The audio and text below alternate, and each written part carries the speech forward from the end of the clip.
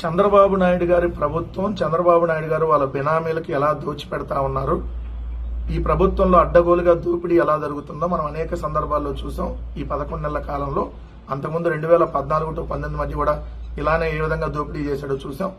ఇప్పుడు అంతకు రెట్టింపు దోపిడీ ఇప్పుడు జరుగుతా ఉంది. ఆ దోపిడీలో భాగంగా ఐకానిక్ టవర్స్ అనేది అమరావతిలో నిర్మిస్తున్నామని చెప్తూ టెండర్లు ఏదైతే పిలిచారో ఆ టెండర్లు చూస్తేనే మనకు అర్థమవుతా ఉంది.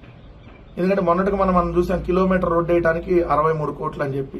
అలానే ఇప్పుడు చూస్తే ఇక్కడ సచివాలయానికి సంబంధించినటువంటి దాంట్లో సచివాలయం 1, 2, సచివాలయం 3, 4 టవర్లు, సీఎం ఆఫీసు, మినిస్టర్ కార్యాలయాలు అని చెప్పి ఇంకొక టవర్, మొత్తం 5 టవర్లకు సంబంధించి వీటిని ఐకానిక్ టవర్స్ అని పేరు పెట్టి ఈ 5 టవర్లకు సంబంధించి 2018 సంవత్సరంలోనే వీళ్ళు టెండర్లు పిలిచారు.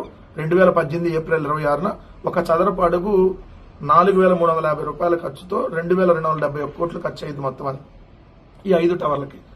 2,271 కోట్లు అని చెప్పి ఆ రోజు చెప్పి ఇప్పుడు దాన్ని 4,688 కోట్లకు పెంచుతూ చదరపు అడుగు 4,350 నుంచి 8,981, అంటే దాదాపుగా 9,000 ఒక చదరపు అడుగు అయ్యింది ఖర్చు అని చెప్పి 4,688 కోట్లకి టెండర్లు పిలిచారు.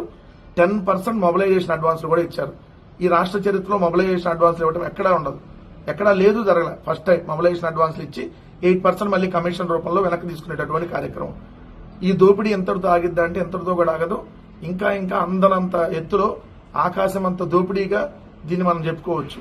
ఎందుకంటే అంతకుముందు కూడా మనం చూస్తే తాత్కాలిక సచివాలయం నిర్మాణానికి అప్పుడు చదరపు అడుగు 3,350 రూపాయలు అయ్యిద్దని చెప్పి 201 కోట్లే అని చెప్పి ముందు ఇచ్చారు.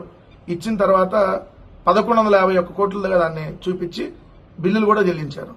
ఇది షాపూర్జీ, పల్లంజీ అండ్ ఎల్ఎన్టీలకి చెప్పిందేమో 201 కోట్లు అయిందని, 1,151 కోట్లు అయిందని చెప్పి బిల్లులు చూపించి చదరపు అడుగు 19,183 రూపాయల చొప్పున చెల్లించారు. ఆ రోజుల్లోనే ఎంత అడ్డగోలు దోపిడీ చూడండి.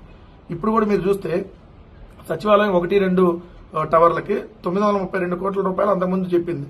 ఇప్పుడు దాన్ని 1,698 కోట్లకి ఇచ్చారు. సచివాలయం 3, 4కి సంబంధించి 784